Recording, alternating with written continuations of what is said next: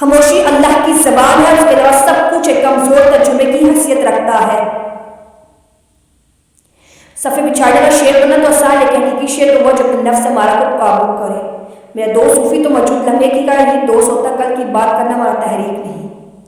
اگر ہماری جان کے خدا میں بیداری کی بیداری ہمارے لیے قید خانہ ہے۔ صرف دل سے تم آسمان کو چھو سکتے ہو؟ صرف رسمی تعلیم کا مقصد روح کو تباہ کرنا ہے؟ حضور صلی اللہ علیہ وسلم کی محبت میں اگر جان بھی چلی جائے تو یہ گاٹے کا سودا نہیں۔ دین کے راستے میں جب مشکلات ہیں تو ہمیں بلال جیسی ہستیوں کی زندگی پر نگاہ ڈال لینی چاہیے۔ جب حق سے آشنائی ہو جائے تو دنیا کی ہر چیز ہیچ نظر آنے لگتی ہے۔ بے وقوف کی صحبت سے تنہائی بہتر ہے۔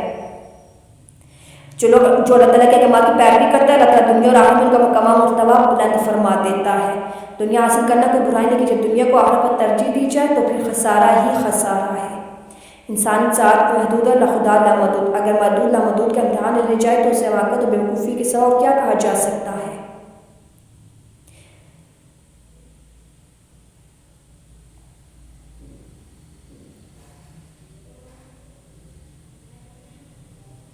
اللہ تعالیٰ نے بھی دعا مانگنے کے اصول ضوابط مقرر فرمائے، ان سے روگردانی کرنے والا بے مراد رہتا ہے۔ گفتگو سے سمجھ بوجھ میں اضافہ ہوتا ہے، لیکن تنہائی و مدرسہ عظیم شہن بنتے ہیں۔